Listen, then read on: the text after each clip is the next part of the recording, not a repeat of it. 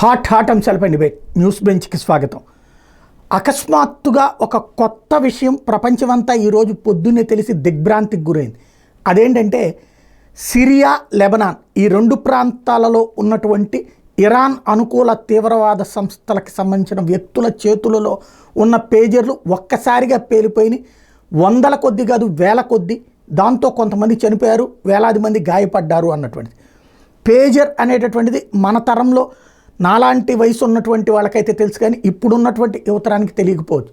అసలు ఈ పేజర్ అనేటటువంటి కమ్యూనికేషన్ మెటీరియల్ని బాంబుల్లాగా పేల్చేయచ్చా? ఇలాంటిది సాధ్యమేనా? ఇజ్రాయెల్ చేసిందన్నటువంటిది ఒక పక్కన ప్రచారం. ఇజ్రాయెల్ ఇంతవరకు అది తనే చేశానని చెప్పలేదు.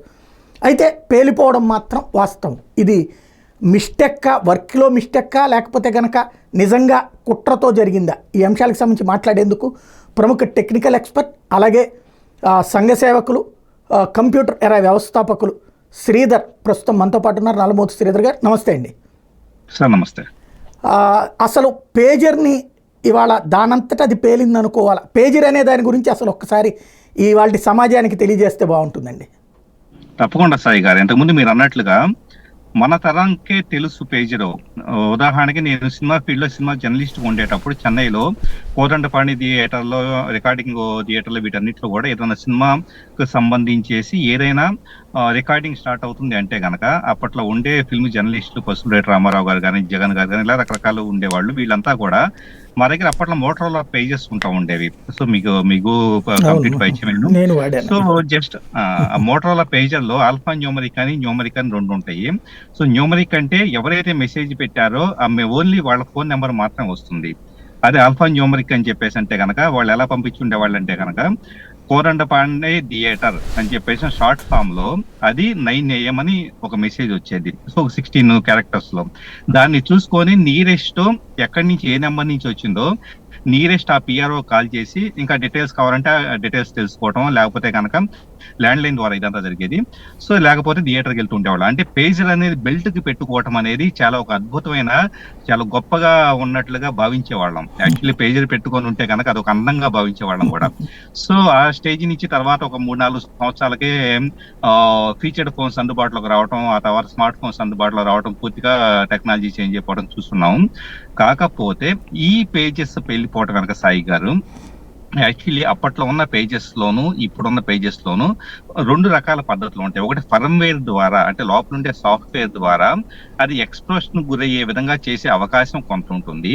కానీ ఇప్పుడు లేటెస్ట్ గా జరిగిన ఇన్సిడెంట్ సాయి గారు, ఇక్కడ మనకి బ్యాటరీ కాంపోనెంట్ ఏదైతే ఉంటుందో పేజర్ లో బ్యాటరీ కాంపోనెంట్ ని ఈ రోజు చూస్తే కనుక దాంట్లో సగం పార్ట్ వచ్చేటప్పటికి బ్యాటరీ, సగం పార్ట్ వచ్చేటప్పుడు ఎక్స్ప్లోజివ్స్ అంటే పేలుడు పదార్థాలు దాంట్లో నిక్షిప్తం చేయబడినట్లుగా వెల్లడైంది. అంటే పేజర్ ని రీసెంట్ గా ప్రొక్యూర్ చేసేసి, రీసెంట్ గా విక్రయించబడేసి వీళ్ళకి ఇవ్వబడిన పేజెస్ ఏవైతే ఉన్నాయో, సో ఈ పేజెస్ అన్నిట్లో కూడా పేలుడు పదార్థాలు అనేది దాంట్లో ఉండటం జరిగింది. ఈ పేలుడు పదార్థాలు పేలే విధంగా ఒక రేడియో సిగ్నల్ ద్వారా, అంటే పేజర్ లో ఉండే రేడియో సిగ్నల్ లో రిసీవింగ్ క్యాపబిలిటీ ఉంటుంది కాబట్టి సామర్థ్యం, దాని ద్వారా వీటిని ట్రిగ్గర్ చేసి అవి పేలే విధంగా ఏర్పాటు చేయడం జరిగింది అన్నది మనకు ప్రాథమికంగా తెలుస్తుంది. అంటే ముందుగానే వీళ్ళు ఎక్కడ కొంటారో తెలిసి అక్కడ అవి ఏర్పాటు చేసినట్టు వాళ్ళతో కాంటాక్ట్ అయ్యి 100%. అంటే వాటిలో ఆ బ్యాచ్ ఆఫ్ కొన్ని వీటన్నిటిలో కూడా ముందే హార్డ్వేర్ తయారీ సంస్థతో కొమ్మక్కయ్యేసి వాటిలో ఆ సంస్థ అయితే ఇప్పుడు మా ప్రమేయం ఏమీ లేదు, అసలు దాంట్లో మేము పూర్తిగా జెన్యూన్ వీటిని పేజెస్ నమ్మామని చెప్పేసి అని క్లీన్ చిట్ ఇచ్చుకుంటుంది. కానీ ప్రాథమికంగా అందుతున్న సమాచారం ప్రకారం అయితే వీటిలో ఒక సగం పార్ట్ వచ్చేటప్పటికి బ్యాటరీ, అంటే ఒక బ్యాటరీ ఫర్ ఎగ్జాంపుల్ ఒక 3x3 సైజ్ లో పట్టిద్ది అనుకోండి.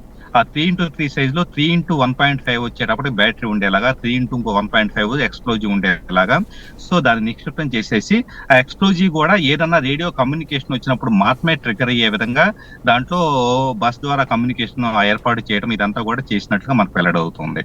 అంటే విడి రోజుల్లో అయితే మామూలు ఫోన్ ఛార్జింగ్ లాగానే అవుతుంది, మామూలు బ్యాటరీ ఛార్జింగ్ లాగా.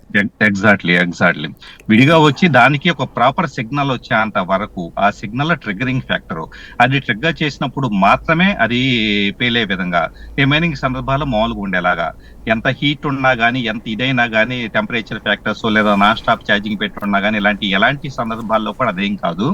కేవలం దానికి కావాల్సిన సిగ్నల్ అనేది ట్రిగ్గర్ అయినప్పుడు మాత్రమే పేలే విధంగా దాన్ని ప్రోగ్రామింగ్ చేసి ఉన్నారు.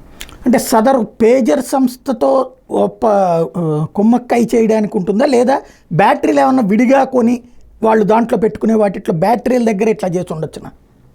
అంటే వీటిని ఏంటంటే ఒకవేళ కొనేటప్పుడు కొనే స్థాయిలోనే ఒక సీల్డ్ పీస్ కొంటూ ఉంటారు కాబట్టి తయారీ సంస్థతో మాత్రమే కొమ్మకపోవడం జరుగుతుంది. సో తర్వాత ఏదో సెకండ్ హ్యాండ్ దో లేదా రిపేర్కి వచ్చిన వాటిని పే చేసేటప్పుడు మాత్రమే వాటిని ఉపదీసి వాటిలో అమర్చడం జరుగుతుంది. కానీ అది కేవలం మహా అయితే ఒక 10-20 యూనిట్లు చేయగలుగుతా తప్పించి ఇంత భారీ మొత్తంలో యూనిట్లను సెకండ్ లెవెల్ అంటే కొన్న తర్వాత వాటిని రిపేర్స్ లేకపోతే వాటిని ఉపదీసి ఏర్పాటు చేయడం అనేది సాధ్యపడదు. ఇంత భారీ మొత్తంలో యూనిట్లను భారీ మొత్తంలో యూనిట్లు మాస్ గా ఎఫెక్ట్ అయ్యి ఉన్నాయి, పేలుడు గురయ్యాయి అంటే అర్థం ఖచ్చితంగా కూడా మ్యానుఫ్యాక్చరింగ్ స్టేజ్ లోనే అది ప్రభావితం చేయబడి ఉంది. దాంట్లో పేలుడు పదార్థం చొప్పించబడి ఉంది. ఆ పేలుడు పదార్థం ఒక నిర్దిష్టమైన సమయంలో ట్రిగ్గర్ అయ్యేసి ఎక్స్ప్లోజన్ క్రియేట్ అయ్యేలాగా అది పూర్తిగా కూడా ఒక సీక్వెన్షియల్ గా జరిగేలాగా. ఎందుకంటే కనుక ట్రిగ్గరింగ్ ఫ్యాక్టర్ అన్నిట్లో కూడా ఇక్కడ మనం గమనిస్తే అన్ని ఒకేసారి పేలటానికి కూడా మనకి చూడండి సంథింగ్ ప్రీవియస్ గా వీళ్ళు దీన్ని వర్కౌట్ చేసి వీటన్నిటిలో కూడా ఒకేసారి ఏర్పాటు చేసి ఒకేసారి సిగ్నల్ లో పంపిస్తే కన్నా మనకి సీక్వెన్షియల్ లోగా జరిగేది. సో 100% ఇది ఒక కట్టుదిట్టంగా ఏర్పాటు చేయబడిన ఒక ప్లాన్ ప్రకారం ఏర్పాటు చేయబడిన ఏర్పాటుగా మనం గమనించవచ్చు. అంటే ముందు ట్రైల్ వేసుకుని ఆ తర్వాత ఇజ్రాయెల్ వీళ్ళతో ఇంప్లిమెంట్ చేసి ఉండాలి. 100%. ఎందుకంటే ఈ రోజు ఈ కమ్యూనికేషన్స్ ఏవైతే ఉంటాయో ఎలక్ట్రిక్ డివైజెస్ వీటన్నిటిలో కూడా చాలా రకాల అవకాశాలు ఉన్నాయి.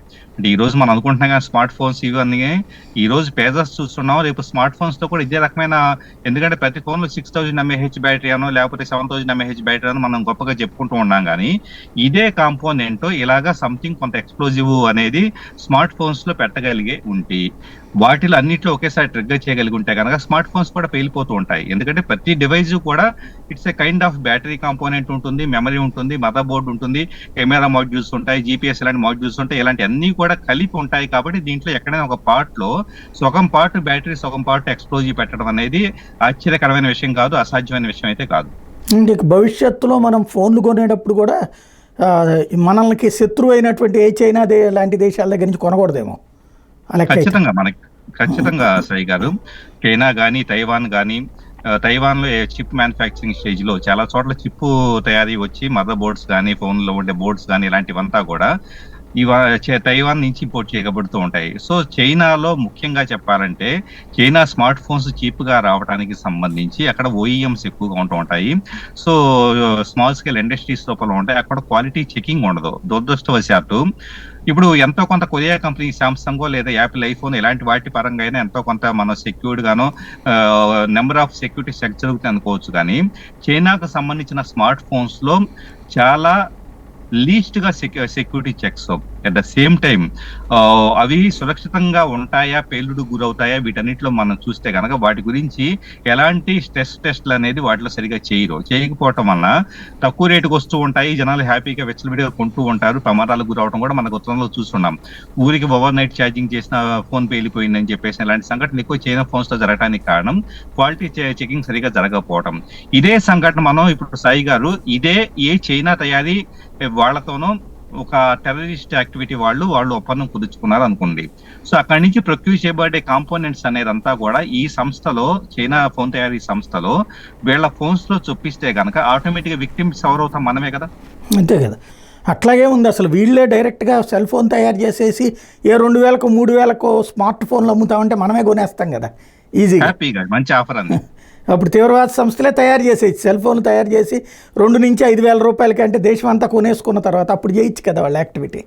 ఇప్పుడు ఇవాళ రేపు సాయి గారు ఇన్ఫ్లుయెన్సర్స్ పేరుతో మన సోషల్ మీడియాలో యూట్యూబ్ లో మీకు ఒక 10 ఫోన్లు ఫ్రీగా ఇస్తాం, లేదా ఒక ఫోన్ రివ్యూ చేసినందుకు ఒక 15,000 20,000 ఇస్తామని చెప్పేసి అంటే కనుక టకటక ఏ చీప్ క్వాలిటీ ఫోన్ అయినా కూడా దాంట్లో హార్డ్వేర్ ఏముంది, అది ఎలా పనిచేస్తుంది, సెక్యూరిటీ చెక్లు ఉన్నాయి, ఇలాంటివి ఏమీ తెలుసుకోకుండా సింపుల్ గా డబ్బులు వస్తున్నాయి కదా రివ్యూలు చేసే వాళ్ళు ఎంతో మంది ఉన్నారు మా తెలుగు సొసైటీలో కానీ ఎక్కడ ఇండియా మొత్తం మీద కానీ. సో ఫోన్ ఇలాంటి ఇన్ఫ్లుయెన్సర్స్ ఇలాంటి ఫోన్స్ ని ఒకవేళ ప్రమోట్ చేశారు అనుకోండి, రేపు ఎంత భారీ మొత్తంలో మనకి ఈ టైప్ ఆఫ్ ప్రమాదం జరిగే స్కోప్ ఉందో మనం గమనించాలి. కరెక్ట్. అందులో ఇవాళ ఈ పేజర్ దగ్గరకు వస్తే ఇప్పుడు సిరియా, లెబనాన్ ఈ 2 దేశాల్లో ఎస్పెషల్లీ ఓన్లీ అంటే ఇరాన్కి అనుకూలంగా ఉండేటటువంటిది అక్కడ యెమెన్ ఉంది, తర్వాత లెబనాన్తో పాటుగా మరొక వైపున పాలస్తీనా, ఇటు సిరియా, ఇరాక్ ఇవన్నీ ఉన్నాయి. అన్నిట్లలో కాకుండా ఓన్లీ పర్టికులర్గా 2 దేశాల్లోనే పెట్టగలిగారు. అంటే వాళ్ళ దగ్గర ఉన్నటువంటి మాత్రమే పేజీలనినా, లేకపోతే అట్లాగే ఒక పర్టికులర్ ప్లేస్ వరకు వీళ్ళు కమ్యూనికేట్ చేసేటటువంటి విధంగా ఏమైనా ప్లాన్ చేసి ఉండొచ్చా? అంటే ఇప్పుడు కూడా ఇలాంటి టాస్క్లు ఎలా చేస్తూ ఉంటారంటే, మనకి పైలట్ ప్రాజెక్ట్ అని చెప్పేసి అనుకుంటాం కదా. పైలట్ ప్రాజెక్ట్ లాగా ఒక నిర్దిష్ట ప్రదేశంలో ఇది ప్రాపర్ గా ఎగ్జిక్యూట్ అవుతుందా లేదా, సో సక్సెస్ రేట్ ఎంత ఉంది, సో తర్వాత ఏమన్నా కాన్సిక్వెన్సెస్ పరిణామాలు ఎలా ఉన్నాయి, సో అక్కడ ఉండే ప్రభుత్వాలు ఎలా రెస్పాండ్ అయి ఉన్నాయి, సో ఒక సామాన్య పౌర సమాజం ఎలా రెస్పాండ్ అయింది, వీటన్నిటినీ కూడా పైలట్ గా ఇలాంటి ప్రయోగించినప్పుడు దీనికోసమని ఓన్లీ ఒక నిర్దిష్ట ప్రదేశాన్ని మాత్రమే సెలెక్ట్ చేసుకుంటారు, దానికి తగ్గట్లుగా మాత్రం ఎగ్జిక్యూషన్ చేస్తూ ఉంటారు. సో మాస్క్ ఒకేసారి చేశారనుకోండి, ఆల్మోస్ట్ ఏంటంటే దాని పరిణామాలు ఒక వీళ్ళు అనుకున్న దానికి భిన్నంగా ఉంటే కనుక మళ్ళీ అదంతా కూడా ఇబ్బందికరం అవుతుంది. కాబట్టి సో పైలట్ ప్రాజెక్ట్ కన్నా దీన్ని ఎగ్జిక్యూట్ చేసినట్టుగా మనం కన్సిడర్ చేయాల్సి ఉంటుంది. ఇవాళ అల్ట్రా మోడర్న్ కమ్యూనికేషన్ సిస్టమ్స్ వచ్చిన రోజుల్లో ఓల్డ్ మోడల్ అయినటువంటి పేజర్లని వీళ్ళు ఎందుకు ఎంచుకుని ఉంటారు? సో పేజీలు అనే దాని మీద ముఖ్యంగా చెప్పాలంటే ఎక్కువగా సమాజం యొక్క దృష్టి ఉండదా, ఏముంది ఒక బేసిక్ కమ్యూనికేషనే కదా, సో దానికి హార్డ్వేర్ చెకింగ్లు కానీ లేకపోతే ఇంటర్నల్ గా ఏముంది ఇదంతా కూడా పెద్ద పట్టించుకోరు. యాక్చువల్లీ పేజీలు అనేది లీస్ట్ బార్డర్డ్ థింగ్ గా మనం కన్సిడర్ చేయాలి. ఎవరో కూడా దాంట్లో ఎక్విప్మెంట్ ఎలా ఉంది, క్వాలిటీ చెకింగ్ కానీ లేకపోతే ఇలాంటిది ఏది కూడా పట్టించుకోకుండా సింపుల్ గా జస్ట్ ఒక బేసిక్ టెక్స్ట్ కమ్యూనికేషన్ మాత్రమే ఉంటుంది. కాబట్టి దాని గురించి పట్టించుకోరు. కాబట్టి అది ఈజీ. ఎక్కడైతే గనక సమాజం ఎక్కువగా పట్టించుకోరు, టెక్నాలజీ ప్రపంచం ఎక్కువగా పట్టించుకోరు, ఎక్స్పర్ట్స్ ఎక్కువగా పట్టించుకోరు, ఆటోమేటిక్ అక్కడ ఈ టైప్ ఆఫ్ క్రిమినల్ యాక్టివిటీ చేయడానికి పొటెన్షియాలిటీ ఎక్కువగా ఉంటుంది. సో బాగా ఎక్కువగా నార్మల్ అనుకోండి, ఒక ఆండ్రాయిడ్ ఫోన్ ఐఫోన్ తీసుకోండి, దాంట్లో ఏదైనా సంథింగ్ చేయడానికి ట్రై చేస్తే కనుక ప్రోగ్రామ్ ఎగ్జిక్యూట్ అయ్యే కోడ్ విషయంలో కానీ టెకీస్ లేకపోతే బ్యాక్గ్రౌండ్ లో రన్నింగ్ ప్రాసెస్ లో స్కాన్ చేసే వ్యక్తులము, సో ఎథికల్ హ్యాకర్స్ అంతా ఏం చేస్తుంటాం, ఓకే ఇదేదో అన్వాంటెడ్ ప్రాసెస్ బ్యాక్గ్రౌండ్ రన్ అవుతుంది, ఇదేదో సస్పిషియస్ గా ఉంది అని చెప్పేసి వెంటనే ట్వీట్ చేసాం అనుకోండి, ఆటోమేటిక్ గా వాళ్ళు ఎగ్జిక్యూట్ చేసే లోపలే డేంజర్ ఏర్పడుతుంది. అదే పేజీ అనుకోండి, దాంట్లో ఎలాంటి ప్రత్యేకమైన సాఫ్ట్వేర్ ఉండదు, ఒక జావా బేస్డ్ ఒక బేసిక్ ప్రోగ్రామింగ్ ఉంటుంది. కాబట్టి ఏంటంటే ఎవరు అటెన్షన్ ఉండదు, ఎవరు పట్టించుకోరు, ఎగ్జిక్యూట్ చేయడం ఈజీ, ఆటోమేటిక్ గా రిజల్ట్ పొందడం కూడా ఈజీ అని చెప్పేసి అంతే. అంటే టెలిగ్రామ్ కి ఈ మధ్యనే వాళ్ళ సీఈఓని కూడా అరెస్ట్ చేశారు. దానికి కారణం ఏంటి అంటే ఎన్క్రిప్టెడ్ దానికి సంబంధించినటువంటి డీటెయిల్స్ ఇవ్వట్లేదు అని ఫ్రాన్స్ వాళ్ళు అరెస్ట్ చేశారు. అట్లాగే దీనికి కూడా ఏమన్నా ఎన్క్రిప్టెడ్ బయటికి దీన్ని పసిగట్టడం కష్టమని ఏమన్నా అనుకుని ఉంటారా ఈ ఇరాన్ వాళ్ళు కానీ వీళ్ళు వాడేవాళ్ళు? అంటే పేజెస్ లో పెద్దగా ఎన్క్రిప్షన్ కూడా ఉండదు సాయి గారు. యాక్చువల్లీ పేజెస్ లో కమ్యూనికేషన్స్ లో పెద్ద ఎన్క్రిప్షన్ అనేది ఉండదు, బేసిక్ లెవెల్ ఎన్క్రిప్షన్ మాత్రమే ఉంటుంది. సో టెలిగ్రామ్ లో అయితే కనుక మనకు వాట్సాప్ లో 256 బిట్ ఎన్క్రిప్షన్ ఎలా అయితే ఉంటుందో, సో అలాగా పూర్తి స్థాయి సెక్యూర్డ్ ఎన్క్రిప్షన్ అనేది సిగ్నల్ ప్రోటోకాల్ ద్వారా బేస్ చేసేసుకొని మనకి టెలిగ్రామ్ లో ఉంటుంది. సో అది యాక్చువల్ చెప్పాలంటే Telegram software side of encryption అయితే కనుక ఇక్కడ పేజీలు వచ్చేటప్పటికి టెలికాం నెట్వర్క్ ద్వారా వచ్చే కమ్యూనికేషన్ విధానంలో బేసిక్ లెవెల్ ఆఫ్ ఎన్క్రిప్షన్, దాన్ని ఐడెంటిఫై చేయడం పెద్ద విషయం కాదు. కాకపోతే హార్డ్వేర్ విషయంలో, హార్డ్వేర్ ఉదాహరణకు పేజీదే నేనే కొన్నాను అనుకోండి, సో అమ్మే వ్యక్తి కానీ తయారు చేసేటప్పటి నుంచి డిస్ట్రిబ్యూషన్ నెట్వర్క్ కానీ, సో ఎండ్ యూజర్ దగ్గరకు వచ్చేదాకా కానీ, లేదా టెక్నాలజీ డొమైన్ లో టెక్నాలజీ ఎక్స్పర్ట్స్ కానీ వీళ్ళంతా కూడా దీంట్లో లోపాలు ఉన్నాయి, దీంట్లో ఇది ఉంది లేకపోతే దీని వెనక ఇది జరుగుతుందని చెప్పేసి అని పెద్దగా దృష్టి పెట్టరు పేజీల మీద. ఎందుకంటే ఏముందిలే పేజీ ఒక బేసిక్ టెక్స్ట్ కదా పంపించింది, దాంట్లో ఏముంటుంది మహా అయితే ఒక బ్యాటరీ ఉండిద్ది, లేకపోతే ఒక చిన్న చిప్ ఉంటుంది, రేడియో చిప్ అని చెప్పేసి అన్నట్టు అనుకుంటారు. కానీ అందుకని ఎవరైతే చాలా లీస్ట్ కన్సిడర్ చేస్తారో అలాంటి వాటిలో ఇలాంటి ఎక్స్ప్లోజివ్స్ పెట్టడం చాలా ఈజీ అవుతుంది. ఇప్పుడు ఈ సిస్టమ్ చూస్తే మనకి ఫోనుల్లో కూడా ఈ తైవాన్ చిప్స్ అవి వాడతాం. అట్లాగే ఇప్పుడు కొత్తగా వస్తున్నటువంటి మన దాన్ని ఏమంటారు డ్రోన్స్ కావచ్చు, లేకపోతే సెల్ ఫోన్లలో ఇంకా కొత్త మోడల్స్ ఏదో వాచ్ ఫోన్స్ అని ఇట్లాంటివన్నీ వస్తున్నాయి కదా, వీటన్నిట్లలో కూడా ఈ చిప్స్ వాడుతున్నాం మనం, సెమీ కండక్టర్ చిప్స్. ఇవన్నిటినీ కూడా ఇట్లాంటి వైపుకి మళ్లించేటటువంటి అవకాశం ఉండొచ్చా, ప్రమాదం ఉండొచ్చా భవిష్యత్తులో? ఖచ్చితంగా బ్యాటరీ కాంపోనెంట్ ఉంటే, ఇక్కడ బ్యాటరీ కాంపోనెంట్ అనే పదం ఎందుకు వాడుతున్నాం అంటే ఎక్స్ప్లోజివ్ మిగతావంతా మదర్ బోర్డు, కెమెరా మాడ్యూల్ లేదా జీపీఎస్, ఈ టైప్ ఆఫ్ ప్రాక్సిమిటీ సెన్సార్, ఇలాంటి సెన్సార్లన్నీ కెమెరా సెన్సార్ ఇలాంటివి పెట్టుకుంటూ ఉంటారు. కానీ బ్యాటరీలో మాత్రమే బ్యాటరీ ఫర్ ఎగ్జాంపుల్ ఒక 3 ఇందాక అన్నట్టు 3x3 సైజ్ ఉంది అనుకోండి బ్యాటరీ, దాంట్లో ఎక్స్ప్లోజివ్ దాంట్లో 50% అన్న పెట్టడానికి స్కోప్ అనేది ఉంటుంది. అంటే మనం వాడే డివైస్ లో నిరంతరం మన జేబులో ఉండేది, మనం క్యారీ చేసే డివైస్ లోనే ఒక పేలుడు పదార్థాన్ని పెట్టగలగటం అనేది ఖచ్చితంగా ఈ రోజు ఉన్న డివైజెస్ లో చాలా ఈజీ అవుతుంది. ఏది బ్యాటరీ కాంపోనెంట్ ని ఆఫ్ చేయగలిగితే కనుక దీన్ని వీళ్ళు కస్టమైజ్డ్ చేస్తూ ఉంటారు. మిగతా ఆఫ్ వచ్చేటప్పుడు ఎక్స్ప్లోజివ్ ఉంటుంది. ఇప్పుడు పేజర్ లో జరిగినట్లే ట్రిగ్గరింగ్ ఫ్యాక్టర్ అనేది ఒక కమాండ్ పంపించినప్పుడు చేయబడుతూ ఉంటుంది. ఇదొక ఎత్తు అయితే మీరు అన్నట్లుగా చిప్స్ వచ్చి తైవాన్ బేస్డ్ గా వస్తూ ఉన్నాయి కాబట్టి వాటిలో ఫర్మ్వేర్ ని హ్యాక్ చేయడానికి, యాక్చువల్ డేటా మ్యానిపులేట్ చేయడానికి, మన డేటా మొత్తాన్ని దొంగిలించేసి వేరే దేశాలకు పంపించడానికి ఫర్మ్వేర్ ని, అంటే సాఫ్ట్వేర్ కాకుండా హార్డ్వేర్ లెవెల్లో ఉండే సాఫ్ట్వేర్ ని ఏదైతే ఫర్మ్వేర్ అంటారో దాన్ని మోడిఫై చేయడానికి అయితే తైవాన్ లాంటి దేశాలకు పాసిబిలిటీ ఉంటుంది. సో ఏ రకంగా అయినా కూడా ఎక్స్ప్లోజివ్స్ రూపంలో కానీ, డేటా దొంగిలించడం కానీ, లేకపోతే కనుక మాస్ అటాక్లు చేయడానికి కానీ, ఒక రకంగా చెప్పాలంటే ఈ రోజు ఉన్న టెక్నాలజీని బేస్ చేసుకొని దారుణంగా సైబర్ అటాక్స్ అనేది జరగబోతూ ఉన్నాయి. అది ప్రాణ నష్టం చేకూర్చవచ్చు, లేదా ఒక దేశానికి ఆర్థికంగా డేటా దొంగిలించడం ద్వారా నష్టం చేకూర్చవచ్చు. రైట్. మరొక ప్రధానమైన, ఇప్పుడు సాధారణంగా మనకి సెల్ ఫోన్ కంపెనీలు అన్నీ ఒకే చోట తయారు కావు. ఒక చోట బ్యాటరీ తయారైతే ఇంకో చోట చిప్స్ తీసుకుంటే ఇంకో చోట అసెంబ్లింగ్ ఇట్లా ఉంటున్నాయి. ఇప్పుడు ఇలాంటి అంటే ఒకవేళ టెర్రరిస్టులకి లింకుడు ఉన్నటువంటి సంస్థలు ఇప్పుడు లైక్ ఇప్పుడు పేజర్లో ఎట్లయితే పెట్టారో ఆ విధంగా పెట్టాలంటే ఇట్లా బ్యాటరీల్ని తయారు చేసే కంపెనీల వరకు ఒకళ్ళు టైఅప్ అయితే ఈ మిగతా అసెంబ్లింగ్ చేసే కంపెనీ అది కనిపెట్టలేనంతటి టెక్నాలజీ ఉందా? యా, సో వాళ్ళు సహజంగా స్మార్ట్ ఫోన్ తయారు చేసే కంపెనీలు క్రెడిబిలిటీని బేస్ చేసుకొని ఈ పర్టికులర్ బ్యాటరీ తయారీ కంపెనీలు రిమైనింగ్ కాంపోనెంట్స్ తయారీ కంపెనీల గురించి ప్రొక్యూర్ చేస్తూ ఉంటాయి. సో వీళ్ళు గతంలో ఏ కంపెనీలకు సర్వీస్ ఇచ్చున్నారు, వేటికి బ్యాటరీలు అమ్మున్నారు, వాటిలో సక్సెస్ రేట్ ఎలా ఉంది, బ్యాటరీ బ్యాకప్ ఎలా ఉంది, వీటన్నిటిని బేస్ చేసుకున్న స్టాటిస్టిక్స్ ని బేస్ చేసుకొని మాత్రమే వీళ్ళు ప్రొక్యూర్ చేస్తూ ఉంటారు, అగ్రిమెంట్లు కుదుర్చుకుంటూ ఉంటారు. సో ఫర్ ఎగ్జాంపుల్ నాది బ్యాటరీ తయారు చేసే కంపెనీ చైనాలో ఉంది అనుకుందాం. సో నా దగ్గరకి ఏదైనా సామ్సంగ్ లాంటి కంపెనీ లేదా చైనా కంపెనీ వివోనో ఒప్పోనో వచ్చింది అనుకోండి, వాళ్ళకే నా యొక్క ఫ్యాక్టరీ షీట్ ఇస్తాను, నా దగ్గర ఇలా తయారు చేశాను, సో వీళ్ళకి ఇచ్చున్నాను అని చెప్పేసి అగ్రిమెంట్ చూపించిన తర్వాత వాళ్ళు యాక్సెప్ట్ చేసి వాళ్ళు ఓకే, వాళ్ళు ఏం క్వాలిటీ చెకింగ్ చేయరు. క్వాలిటీ చెకింగ్ చేసేది ఎవరంటే కనుక కేవలం నేనే క్వాలిటీ చెకింగ్ తయారు చేస్తాను.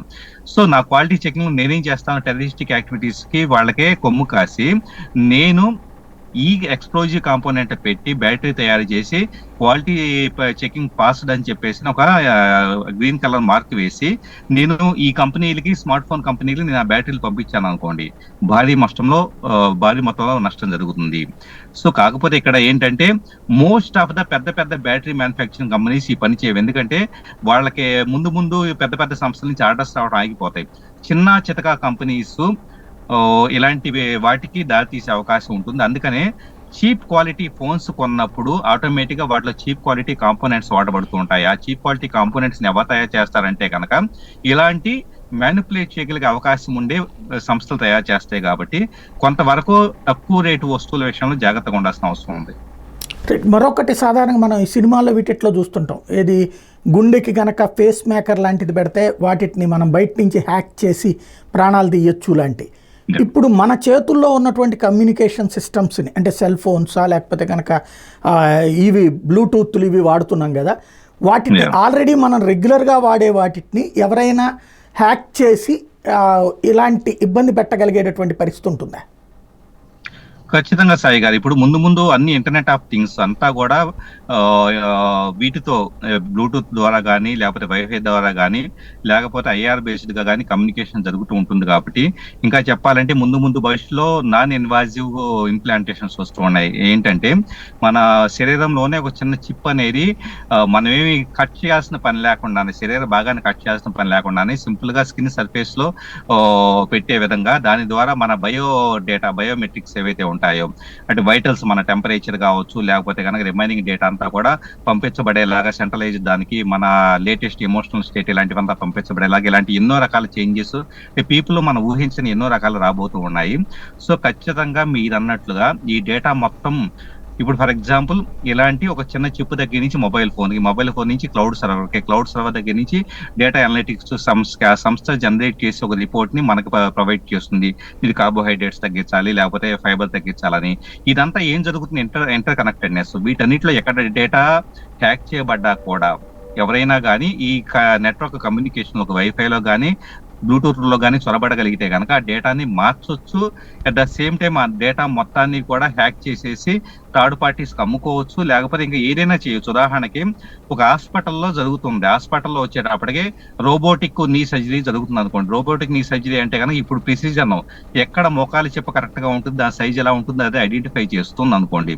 దాన్ని ఐడెంటిఫై చేసే మెకానిజం మొత్తాన్ని ఆల్టర్ చేసే విధంగా కూడా ఫర్దర్ గా వచ్చినాయి అనుకుందాం. ఏం జరుగుతుంది, డాక్టర్ సర్జరీ చేస్తూ ఉంటాడు కానీ ఆ మెజర్మెంట్స్ తప్పుగా వస్తాయి. ఆ మెజర్మెంట్స్ లోపల డివైజ్ చేసిన మెజర్మెంట్స్ లోపల బ్యాక్ కి వచ్చే రిపోర్ట్ లోకి వచ్చే మెజర్మెంట్స్ రెండు మారిపోయినాయి అనుకోండి.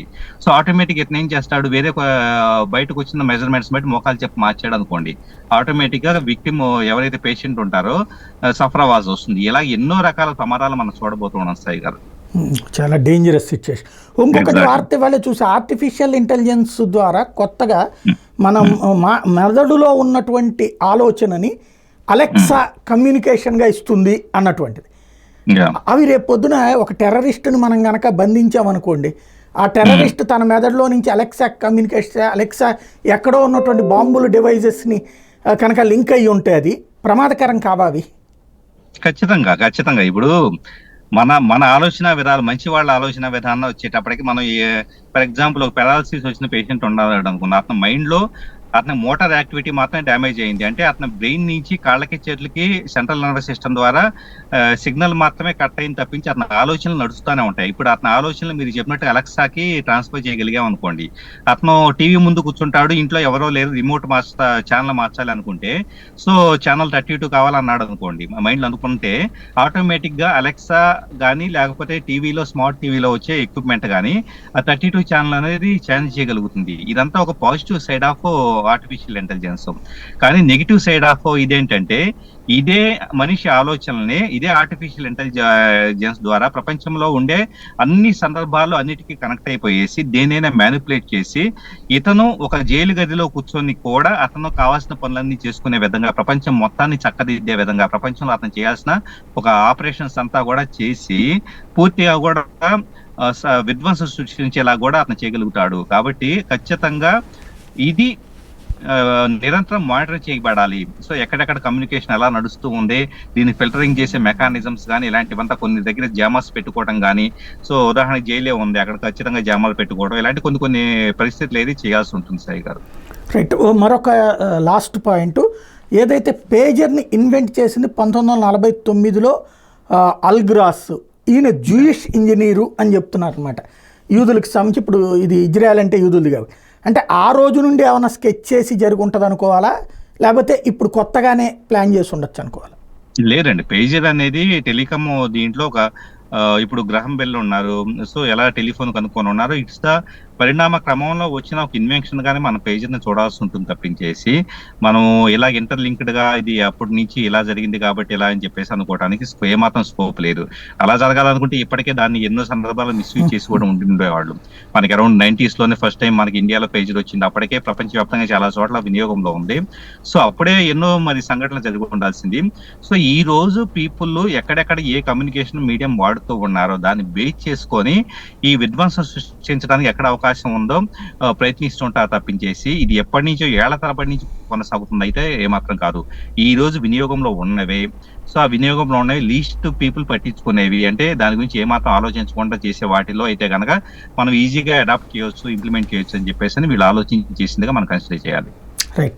థ్యాంక్ యూ వెరీ మచ్ అండి. మీరు ఒక పక్కన వరద సహాయ పనుల్లో బిజీగా ఉండి కూడా పబ్లిక్ కోసం ఈ సమాచారాన్ని అందించేందుకు, కమ్యూనికేషన్ ఇచ్చేందుకు నాకు అందుబాటులోకి వచ్చినందుకు థ్యాంక్ యూ వెరీ మచ్ అండి. ఇది పరిస్థితి. ఓవరాల్గా చూస్తే కనుక పేజర్లు పేలడం అన్నటువంటిది అసలు పేజర్ ఇప్పుడున్నటువంటి యువతరానికి తెలియకపోయి ఉండొచ్చు. 90sలో పేజర్స్ వాడేవాళ్ళం, ఆ వాడేటటువంటి పేజర్ని మిగతా ప్రజలు పట్టించుకోలేదు. కానీ ఇప్పుడు ఆ తీవ్రవాదులు ఎవరు పట్టించుకోలేని వ్యవస్థనే సిరియాలో ఉన్నటువంటి, లెబనాన్లో ఉన్నటువంటి తీవ్రవాదులు వాడుతున్నారు.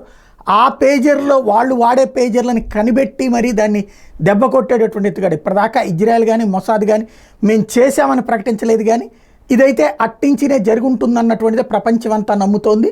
కానీ అత్యంత ప్రమాదకరమైనటువంటి ఎత్తు వేసి ఇంతమందికి ఒక్కసారిగా ప్రాణాపాయ స్థితి తెచ్చి దాదాపు 15-20 మంది ప్రాణాలు తీసినటువంటి పేజర్ భవిష్యత్తులో మన చేతిలో ఉండే ఏ ఎలక్ట్రానిక్ ఎక్విప్మెంట్ అయినా, అది సెల్ ఫోన్ అయినా, ఇయర్ ఫోన్ అయినా దేని ద్వారానైనా సరే ఏమైనా చేయడానికి భవిష్యత్తులో ఒక సరికొత్త ఆయుధాల కిందన మార్చడానికి తీవ్రవాదులు లేదా తీవ్రవాదులకు అనుకూలంగా ఉండేటటువంటి మేధావులకి ఒక సందేశం ఇచ్చినట్టయింది. ఇది అత్యంత ప్రమాదకరమైనటువంటి అంశానికి భవిష్యత్తులో ప్రతి ఒక్కళ్ళని భయపెట్టేటందుకు ఉపయోగపడేటటువంటి అంశమైంది.